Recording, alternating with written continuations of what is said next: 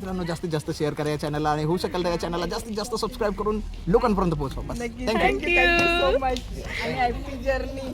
Thank you. Hi guys, कसे आहात? तर नवीन ब्लॉगमध्ये तुमचं सगळ्यांचं स्वागत आहे. तर आज आम्ही तिघी चाललोत कर्जतला. ताईचं काहीतरी काम आहे तर आम्ही चाललो आहे. तर तुम्ही नक्की ब्लॉग बघा. आज काही स्पेशल झालं तर तेही तुम्हाला आम्ही दाखवू. चला. आणि बरेच दिवसांनी ब्लॉग येतो आमचा. तर काय म्हणणार तुम्ही आमच्या यूट्यूब चॅनलच्या मॅडमना? काय नाही, बऱ्याच दिवसांनी ब्लॉग येतो. याचा अर्थ असा की आम्ही थोडे कामात असल्यामुळे आम्हाला व्हिडिओ वगैरे काही बनवता येत नाही. पण आज चाललो आहे आम्ही. काम माझं एकटीच आहे. हे माझी बॉडी डेंजर दिसत काय आता बोल इकडे असले की काम माझ्या एकटीच आहे. आणि वनिता सुनीता माझ्या सोबत येतात. म्हणजे मला कोणी किडनॅप करायला नको म्हणून त्या दोघी पण बॉडी गार्ड आहेत ना मी. तर आज वार आहे सोमवार. दिनांक तारीख आहे का आजची? 13 जुलै 2026 आणि टाइम झालेला आहे 10:50. आज आमच्या माथेरानला किती पब्लिक असेल ते पण आम्ही तुम्हाला दाखवू पार्किंगच्या तिकडे. आणि अजून एक कोणतरी काय होतं त्यांचं नाव की काय आयडी होती माहित कोणतरी म्हणजे इंस्टाला लई व्हिडिओ ती व्हायरल झाली आहे. ते मुलं आलेली कोणतरी आयडी नाही फिरण्यासाठी आयडी नाही माहिती. पण ते बोलत होते आम्हाला पूजा पार्टीला भेटायचंय. बोलतो तिच्या दुकानावर जायचंय. आम्ही तिचे लई दुकान भेटलं आम्हाला आणि दुकान पण नाही भेटला. तर आमचं दुकान मार्केट जवळ आहे. तुम्ही कधी म्हणजे इको पॉईंटला किंवा हनीमून पॉईंटला शार्लोट लेक पॉईंटला जात असाल तर तिथूनच आमचं म्हणजे समोरच दुकान आहे. त्याच रस्त्याला दुकान आहे. नेक्स्ट टाइम आल्यावरती आम्हाला नक्की तिथे भेट द्या. आम्ही म्हणजे ते सुरुवातीला पार्किंगच्या तिकडे होते तेव्हाच त्यांनी व्हिडिओ बनवलेला आणि ते बोलले दुकानच भेटलं नाही. तिकडे आमचं दुकान नाही, आमचं दुकान इकडे. आणि काय नाही बस. आणि आज आम्ही तिघीजणी बोल पडकन लोकांना दिसतो 1 2 3 दिसतो लोकांना व्हिडिओ. आणि आज आम्ही तिघीजणी गाईज कूल डाऊन. आणि तिघीजणी म्हणजे बाबूला नाही आणलं. बाबूला का आणलं नाही कारण की आज खूप प्रचंड ऊन आहे. 3 ते 4 दिवस झाले तर आमच्याकडे खूप ऊन. म्हणजे तुम्हाला ऊन दाखवते बघा असा ऊन पडतो. दिसलं का आता? हां, असं लई ऊन आहे. म्हणजे या 3-4 दिवसाचं ऊन बघून असं वाटतंय की गेल्या टायमाला पाऊसच पडला नाही, काहीच झालं नाही अजून. एवढं महापूर झालं तरी एकदम ओके वाटतंय. सुक काय ओके सुक म्हणजे भारी वाटतं. पाऊस नाही पडल्यावर जरा जीवाला बरं वाटतं. का? कारण की आमच्या इकडे कंटिन्यू सतत पाऊस पडत असतो. आम्हाला कंटाळा येतो. मामाला खूप कंटाळा येतो. अतिशय कंटाळा नाही याला कंटाळा येतो. मला तर भीती वाटत आमच्या डोक्यात. हा, कंटाळा म्हणजे तुम्हाला रिझन पण सांगते. तुम्हाला तर माहिती आहे आमचं गाव कुठे चुकून. आणि आम्ही रात्री जे झोपत नाही जास्त, ही रियालिटी आहे. पाऊस पडतो जेव्हा जास्त पाऊस पडतो तेव्हा आम्ही झोपत नाही रातभर. नुसतं विचार करतो कुठून आम्ही पण अलर्ट राहतो, एकदम अलर्ट. म्हणजे की असं वाटतं की बाबा इकडून काय आवाज येतो की काय काय डोंगर बिंगर खसतो की काय. आणि अशा ह्याच्यामुळे ना पाऊस पडल्यावर आम्ही झोपत नाही. लय टेन्शन येतो. झोपत नाही म्हणजे झोप लागतच नाही. असं वाटतं झोपेतच आम्ही मेलो तर झाला. मग ईर्षालवाडी की तरी पण आमच्या तालुक्यात कितीतरी गावाचे नुकसान झालेले. जिल्ह्यात आणि तालुक्यामध्ये पण खूप सारे. जिल्ह्यात तर झालेलेच आहे, तालुक्यामध्ये पण खूप गावांचे नुकसान झालेले. अतिशय कोणाची घरच गेली, कोणाची गाय बैलच मरून गेले. लय म्हणजे लईच. आणि आम्ही जो आमच्या गावाचा विषय सविस्तर मांडतो ना, प्रत्येक लोक ते लाईटली घेतात. असं लाईटली त्यांना असं वाटतं की नाही काहीच नाही. म्हणजे आम्ही आमचं मत मांडत असतो नेहमी दर टायमाला. मग काही लोकांना असं वाटतं की यांना काय कळतं, त्यांना फक्त व्हिडिओ बनवायचंच माहिती. एवढे वर्ष झाली तेव्हा नाही झालं काही. आता काय होणार? असं त्यांना वाटतं. पण आणि आम्ही असं सांगतो याचा अर्थ तुम्ही मजाक मजाक नका नका घेऊ. ए, घेऊ. मजाक Serious नाही, आहे. शपथ, जाम सिरियसली बात आहे. लोकांना असं वाटतं की एवढ्या वर्ष काय झालं नाही, मग आता पण काय होणार नाही, पण तसं नाही. एक रियालिटी सांगते. निसर्गाचा नियम प्रत्येकाला माहितीच आहे, कधी काय होईल काय सांगता येणार नाही. त्यामुळे अलर्ट राहिलेलं खूप चांगलं असतं. म्हणजे अलर्ट केलं तरी लोक काय बोलतात, आम्ही मिलू तर चालेल, आम्ही टसरून आमचं गाव सोडून जाणार ना. कारण बाई पण आम्हाला कुठं तर राहायला जागा आम्ही रेडिओत आमचं मत काय आहे माहितीये का, गावात जे बाहेर राहतील नाही राहतील तो त्यांचा प्रश्न पर्सनल त्यांचा प्रश्न आहे ना. पण ज्या व्यक्तीला जे इच्छुक व्यक्ती आहेत, म्हणजे तुम्ही मला वाटत असेल हसून सांगतात म्हणजे खोटं, पण सिरियसली या गोष्टी मी खूप आधी सिरियसली सांगितलेल्या आहेत. पण आता आम्ही मजाक नाही, पण आता हसूनच या गोष्टी सांगतो. म्हणजे जे इच्छुक आहेत, जे लोक इच्छुक आहेत की यांना स्थलांतरित व्हायचं, त्यांचं जीवन त्यांना कुठेतरी आनंदाने सुखाने जगायचंय, भले कंपनीत काम करू किंवा काही करू, पण ज्या व्यक्तींना स्थलांतरित दुसरीकडे व्हायचे ना, निदान त्यांना तरी जागा दिली पाहिजे शासनाने, असं माझं मत आहे पर्सनली. बाकीच्यांना राहू दे, त्यांना त्यांच्या मर्जीने राहतील. ज्यांना वाटतं की आम्ही मेलो गेलो किंवा काय झालं तरी आम्ही आमच्या जबाबदारीवर गावात राहतो, ठीक आहे, त्यांना राहू दे. पण तरुण आमच्यासारख्या पिढींचा जरा तरी विचार केला पाहिजे. आमची पण पोरं आहेत, उद्या ते काय करणार. आमची म्हणजे माझा मुलगा आहे स्वतः, आणि मी आता स्वतः हर्षदच्या पट्टीलाच राहते आणि काय मी इकडे शिफ्ट झालेली आहे. त्याच्यामुळे माझ्या बाळाचा पण विचार केला पाहिजे. आता तुम्ही सांगाल की तू पर्सनली एकटी बाहेर राहू शकतेस, मग माझ्या फॅमिलीचं काय, माझ्या फॅमिलीचा पण विचार करायला पाहिजे ना, माझ्या आईबाबांचा, आजी आजोबांचा. बाकी आहेत माझे काका काकी हे ना ते सगळे, आणि अजून लहान लहान बच्चू आहेत गावामध्ये, त्या पोरांचा पण विचार करून आम्हाला स्थलांतरित केलं पाहिजे. जे इच्छुक आहेत त्यांना, ज्याला यायचं आहे त्यांना, बाकी नाही आले तरी चालतील. असं बापरे, आमच्या गावामध्ये लय कठीण काम आहे. जे प्रदीपने व्हिडिओ दाखवले ना, खूप लोक बघतात त्याच्या व्हिडिओ. प्रदीप उघडा आमच्याच खाली, आमच्याच गावाच्या खाली पायथ्याशी त्यांचं गाव आहे. अतिशय वाईट अवस्था ना, सेम आमच्या गावात पण तशीच आहे. त्यांच्यात आणि आमच्यात काहीच फरक नाहीये. फक्त एवढंच की मी कधी व्हिडिओ शूट केली नाहीये, फक्त तुम्हाला सांगितले. आजोबांचे असेल, माझ्या आजोबांची आहे, पण काही लोकांनी ती बघितली नसल. पण मी तुम्हाला सांगते सेम अवस्था, सेम म्हणजे अतिशय बिकट, काय सांगतात त्याला, तशी अवस्था, बिकट परिस्थिती, खूप वाईट अवस्था आहे आमच्या गावाची. पण फक्त आमच्या गावामध्ये लोकांकडे पैसा आहे म्हणून त्यांना असं वाटतं की आपल्याकडे सगळं आहे. आता तुम्ही सांगाल पैसा कसा, तर तुम्हाला सांगते, आमच्याकडे कमवण्यासाठी एकच ठिकाणी माथेरान, आणि माथेरानशिवाय आमच्याकडे दुसरा पर्याय नाही पैसा कमवण्यासाठी. म्हणजे आमच्या गावाकडची लोक शिकलेली नाहीत, तर ते कुठे जॉब नाही करू शकत, त्याच्यामुळे ते माथेरानलाच पोट भरण्यासाठी येतात.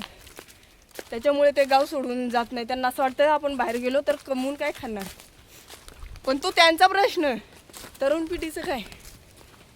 असो, हा व्हिडिओ जर खूप कोण बघत असेल, कमेंट करून नक्की मला सांगा आमचं मत तुम्हाला कसं पटलं की नाही पटलं.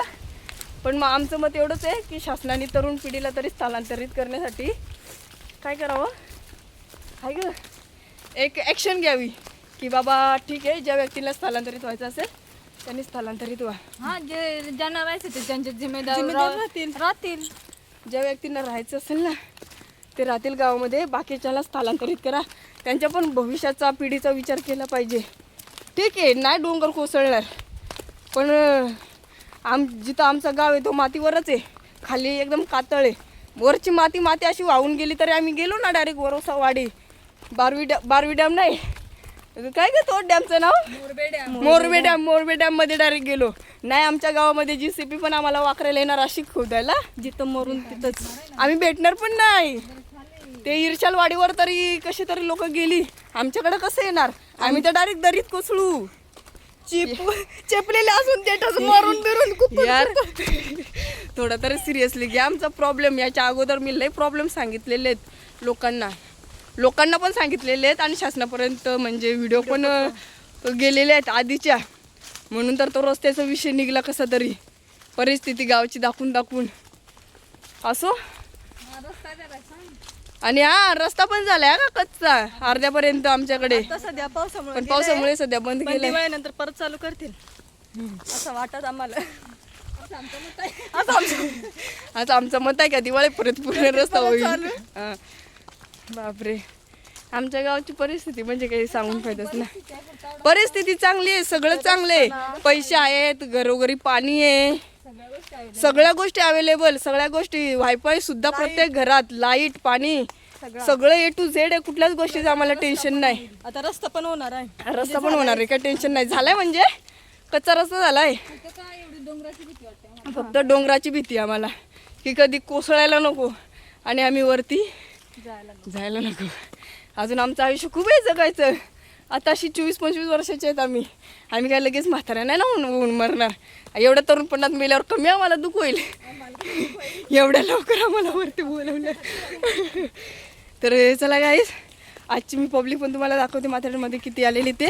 सध्या आम्ही जंगलाच्या वाटाने शॉर्टकटने चाललो आहे ना, त्याच्यामुळे तुम्हाला इथे कोण दिसणार नाही, आम्ही तिघीच आहे. तर चला बोल.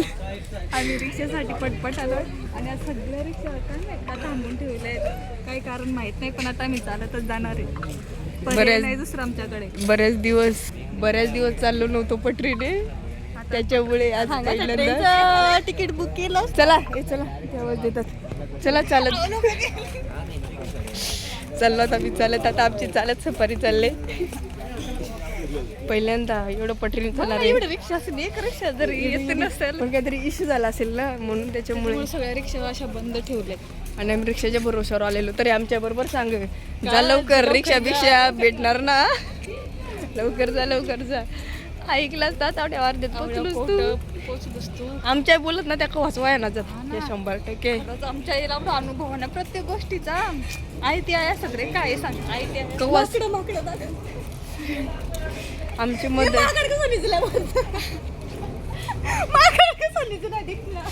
आमच्या आईचे बोल कधीच वाया जात नाही, त्याच्यामुळे respect the mother all guys. तर तुम्ही बघू शकता सोमवार तरी फुल माथेरान, फुल पब्लिक येतात नाही स्टोरी. तरी पटरीने कमी, वरच्या रस्त्याने एवढी माणसं जातात.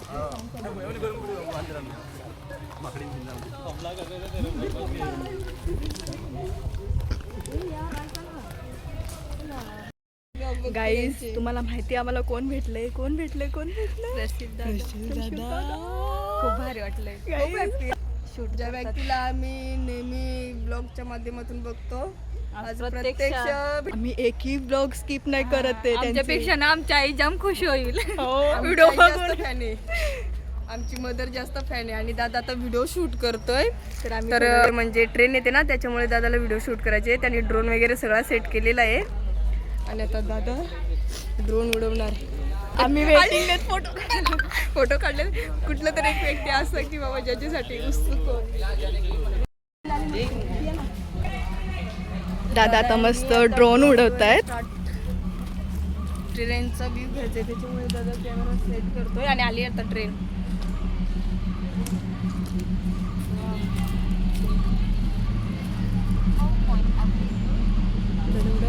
अरे गर्दी खूप आहे. त्याच्याने घे, याच्याने शॉर्ट घे, डिसराने पटकन. अरे यार एवढं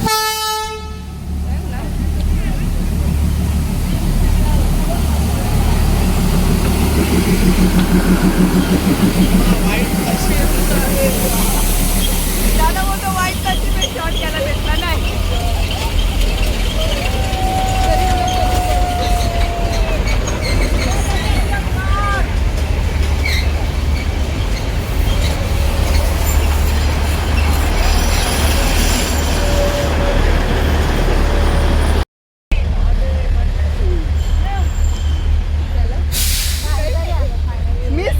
आता तुम्हाला परत पॉइंटला त्याच्या खाली आमची एक वाडी आहे. गेल्या टायमाला पण तुम्ही शूट केलेलं, पण ती वाडी गेली नव्हती कारण तुम्ही मध्ये कलावंत दुर्ग वगैरे कॅच केला होता मधून. त्याच्याच खाली आहे ना. हा खाली गावात जाता पण येतं आणि वरून आमचं गाव आशाची पट्टी म्हणून गाव आहे, तिथून जाता येतं.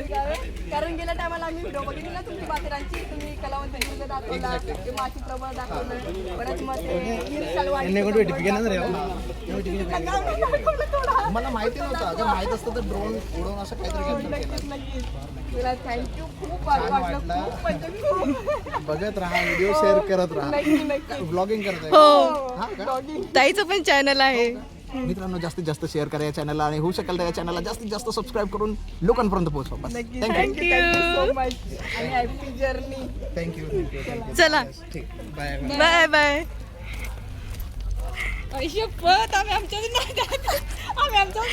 गाईज मी दाखवलंय त्यांना. वेट म्हणजे मी स्वतः दादाला मेसेज केला होता इंस्टाला आणि त्यांनी कसलाच ॲटिट्यूड न ठेवता एवढे सारे फॉलोअर्स, किती म्हणजे 400-500 लाखांच्याहून इंस्टाग्रामला फॉलोअर्स असून आणि परत तुम्ही तर यूट्यूबला बघितच असेल त्यांचे सबस्क्राईब कित्येक तरी आहेत, तरी त्या व्यक्तीने थोडासा ॲटिट्यूड न ठेवता मला रिप्लाय दिला आणि मी जाम खुश झालेली, जाम.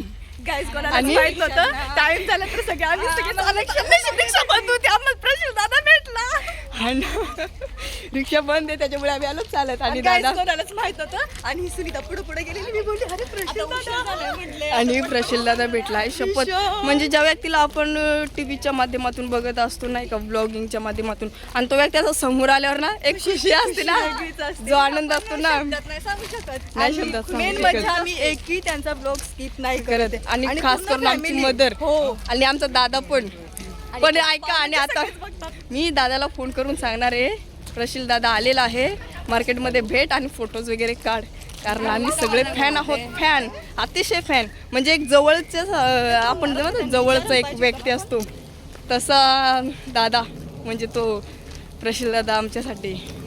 तर खूप छान वाटलं. आणि असंच प्रशील दादाला पण सपोर्ट करत राहा, त्याचे नेहमी ब्लॉग बघत राहा.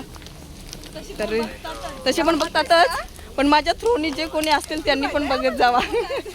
तर चला, आम्ही आता चाललोय आणि आम्हाला उशीर पण खूप झाला. 11 वाजता माझ्या कामाला जायचं होतं. 11 वाजता बोलवलं होतं पण आम्हाला पूर्ण 11:15 इथेच झालेले. तर चला.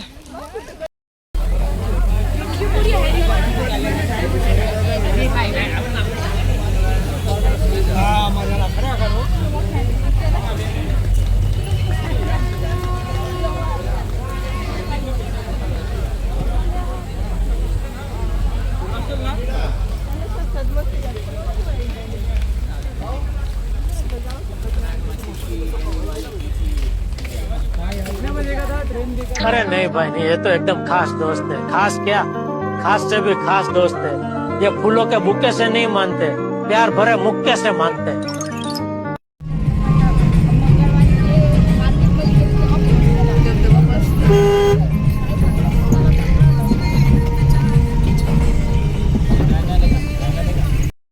मित्रांनो, तर मी आता आहे नेरळ स्टेशनला आणि एक ताई भेटलेली बाळाला घेऊन छोट्याच्या, आणि तिने मला बघितलं, मला बोलते पूजा ताईच ना, आम्ही तुझ्या खूप व्हिडिओ बघतो.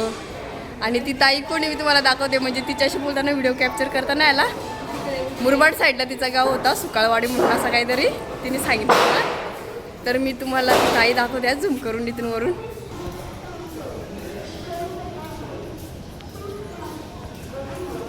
या झाडाच्या खाली दिसत असेल बाळाला घेऊन, हे बघा एक महिला या झाडाच्या जवळ समोर येते. तर ती ताई आपले व्हिडिओ बघत असते नाही आणि खूप प्राऊड फील झाला. चल, थँक्यू सो मच. असंच सदैव माझ्यावर प्रेम राहू द्या. काय पाहिजे? पोलीस स्टेशनच्या जवळ. आणि गाईज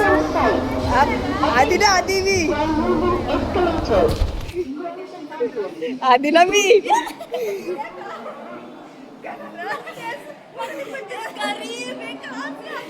आम्ही अशी एकदा गेलेलो, डायरेक्ट आपटलेली मी फर्स्ट टाइम पटवेलला गेलेली ना मॉलला, तेव्हा असंच होतं. म्हणजे पडतं कसं तो बॅले जातो पाठीमागे अख्खा सगळं जातो ना, आपण पण अशी जातो मग आपण पडतो.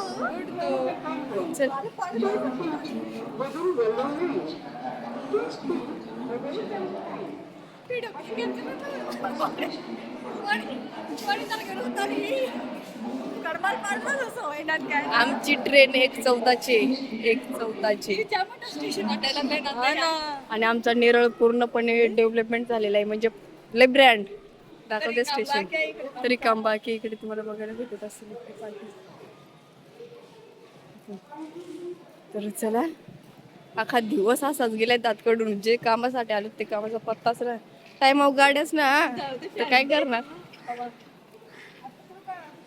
काही झाली अशी फॅट फक्त सीएसटी ला बघायची त्याच आमच्या डेअर स्टेशन आहे. पण गेल्या पाहत्या बघा. बाकी पब्लिकला आवाज झाला पाहिजे हिडीचा या दाखी पब्लिकला आवाज गेल्याशिवाय आपण सीएसटी पहिल्यांदा बघलेलं आम्ही सीएसटीला पहिल्यांदा फॅट बघितलेले एवढ्या हसत होते ना ते फॅट बघण्याची वाटली हेलिकॉप्टर येडे ना आमची सुनीताला अक्कालच ना. कोणी पहिल्यांदा बघला म्हणजे हसायला चिडला असं काहीतरी युनिक असं ना आरावा द्यायची. चालेल चला आता डायरेक्ट करत गेल्या आम्ही भेटतो तुम्हाला. आता ट्रेनचा टाइम झाला आहे.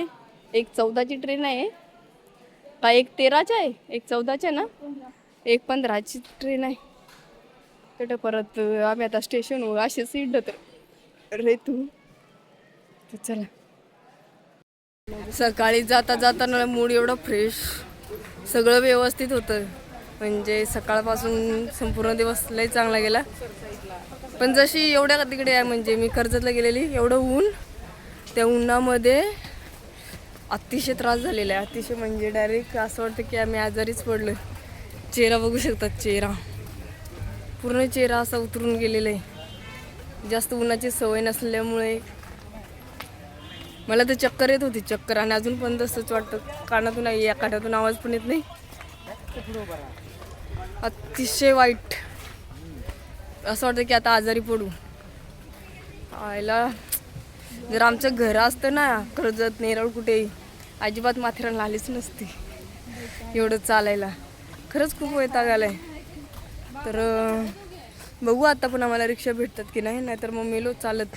नाहीतर सकाळी पण एवढं चालत आलेलो. अनेक नशीब की चालत आलो. प्रशल दादा तरी भेटला. तर चला आमची सायरा पण आली आता. सायरा कुठे गेली होती ग कशाला. तुमचा बंगला आहे. तुमच्या बंगल्यावर काय आहे मग किती खाली मके 4 खाली उतर ना खाली उतर. चला चला टाइम झालाय चल ग. आव गजर बिजर बघा आलून.